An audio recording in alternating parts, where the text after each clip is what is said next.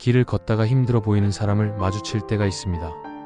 무거운 짐을 들고 가는 노인, 아이를 안고 계단을 오르는 부모, 휠체어를 밀며 힘겹게 이동하는 사람. 이런 모습을 볼 때 우리 마음 한편에서 일어나는 감정이 있습니다. 바로 연민입니다. 연민은 단순한 동정심과는 다릅니다. 동정은 위에서 아래를 내려다보며 불쌍히 여기는 마음이지만 연민은 같은 눈높이에서 함께 아파하는 마음입니다. 불교에서는 이를 자비라고 부르는데 모든 생명이 겪는 고통에 대한 깊은 이해와 공감에서 출발합니다. 우리는 모두 고통받고 있습니다. 눈에 보이는 고통도 있고 보이지 않는 고통도 있습니다. 겉으로는 행복해 보이는 사람도 내면에는 깊은 상처를 안고 살아갈 수 있습니다. 화려한 옷을 입고 웃는 얼굴로 다니는 사람도 집에 돌아가면 외로움에 울 수 있습니다. 우리가 보는 것은 빙산의 일각일 뿐입니다. 남의 고통을 알아보는 눈을 갖는다는 것은 이 보이지 않는 부분까지 헤아릴 수 있는 감수성을 키우는 것입니다. 누군가가 짜증을 낼 때 그저 성격이 나쁜 사람이라고 판단하는 대신 어쩌면 그 사람도 지금 많이 힘든 상황에 있을 수 있다고 생각하는 것입니다. 연민의 눈으로 세상을 보면 모든 것이 다르게 보입니다. 지하철에서 자리를 양보하지 않는 젊은 사람을 보면 처음에는 예의가 없다고 생각할 수 있습니다. 하지만 어쩌면 그 사람도 눈에 보이지 않는 질병으로 고통받고 있을 수 있습니다. 만성 통증이나 심한 피로감은 겉으로 드러나지 않지만 그 사람에게는 큰 고통입니다. 직장에서 일을 제대로 하지 못하는 동료를 볼 때도 마찬가지입니다. 능력이 부족하다고 비난하기 전에 그 사람이 지금 어떤 상황에 있는지 생각해 볼 수 있습니다. 가족 중에 아픈 사람이 있어서 밤새 간병을 하고 있을 수도 있고 경제적인 어려움으로 걱정이 가득할 수도 있습니다. 아이들도 마찬가지입니다. 학교에서 문제를 일으키는 아이를 단순히 버릇없다고 꾸짖기 전에 그 아이가 가정에서 어떤 경험을 하고 있는지 생각해 봐야 합니다. 많은 경우 문제 행동의 뒤에는 관심과 사랑에 대한 갈증이 숨어 있습니다.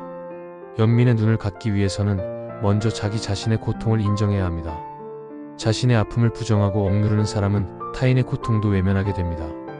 내가 힘들 때 그것을 인정하고 스스로를 위로할 줄 아는 사람이 다른 사람의 아픔도 이해할 수 있습니다. 자기 연민은 자기 연애나 자기 합리화와는 다릅니다. 내가 겪는 어려움을 있는 그대로 받아들이고 그것이 인간으로서 자연스러운 일임을 이해하는 것입니다.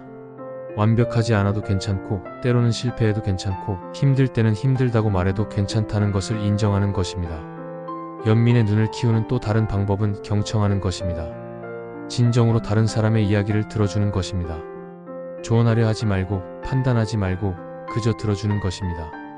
많은 경우 사람들은 해결책을 원하는 것이 아니라 자신의 이야기를 들어줄 누군가를 원합니다.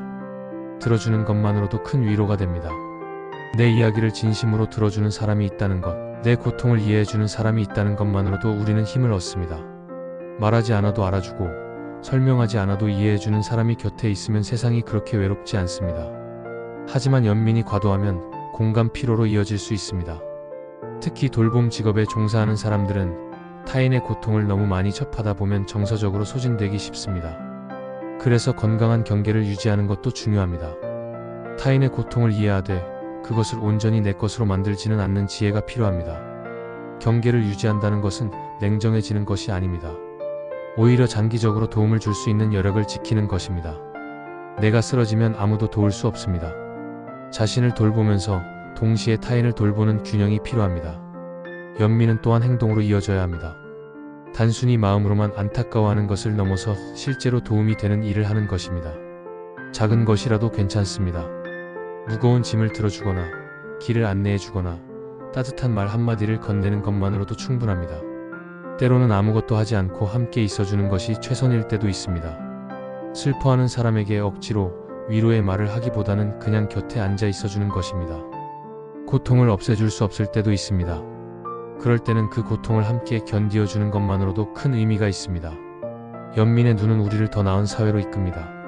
서로의 고통을 이해하고 배려하는 사회는 더 따뜻하고 살기 좋은 곳이 됩니다. 경쟁과 비교로 가득한 세상에서 연민은 우리를 다시 인간답게 만들어줍니다. 특히 약자에 대한 연민이 중요합니다.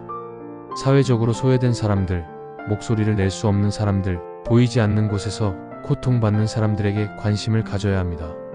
노숙자, 장애인, 이주민, 노인 등 우리 사회의 그늘진 곳에 있는 사람들의 고통을 외면하지 않는 것입니다. 동물에 대한 연민도 잊지 말아야 합니다. 고통을 느끼는 것은 인간만이 아닙니다. 모든 생명은 고통을 피하고 행복을 원합니다. 동물을 함부로 대하지 않고 그들의 삶도 소중히 여기는 마음이 필요합니다. 환경에 대한 연민으로까지 확장될 수 있습니다. 지구가 아파하고 있습니다. 기후변화, 환경오염, 생태계 파괴로 고통받는 것은 결국 모든 생명입니다. 지구를 위한 작은 실천도 연민의 표현입니다. 연민은 또한 미래 세대에 대한 책임감으로 이어집니다. 지금 우리가 하는 선택이 앞으로 태어날 아이들의 삶에 영향을 미칩니다. 당장 내게 이익이 되는 일이 아니더라도 미래를 생각하는 마음, 아직 태어나지 않은 생명들에 대한 배려가 필요합니다. 하지만 연민이 의무가 되어서는 안 됩니다. 억지로 착한 사람이 되려고 하면 오히려 스트레스가 됩니다. 자연스럽게 마음에서 우러나오는 연민이 진정한 연민입니다. 그러려면 먼저 자신의 마음을 부드럽게 가꾸어야 합니다. 명상과 성찰을 통해 마음을 돌볼 수 있습니다. 분노와 미움을 내려놓고 용서와 이해를 키우고 감사와 기쁨을 늘려가는 것입니다. 내면이 평화로워지면 자연스럽게 타인에게도 부드러워집니다. 연민은 약함이 아니라 강함입니다. 타인의 고통을 외면하지 않고 마주하는 것은 큰 용기가 필요합니다. 무관심하고 냉소적으로 사는 것이 훨씬 쉽습니다. 하지만 연민을 선택하는 것은 인간으로서의 품격을 지키는 일입니다. 세상은 때로 너무 가혹합니다.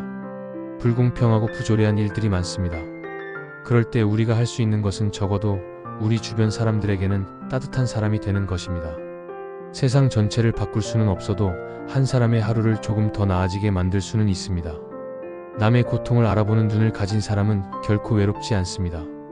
연민은 우리를 서로 연결해 줍니다. 나의 고통이 타인의 고통과 다르지 않고 우리 모두가 같은 인간으로서 비슷한 어려움을 겪고 있다는 것을 알 때 우리는 진정으로 하나가 됩니다. 오늘 하루 만나는 사람들의 숨겨진 고통을 헤아려 보십시오. 그 작은 시도가 세상을 조금 더 따뜻하게 만들 것입니다.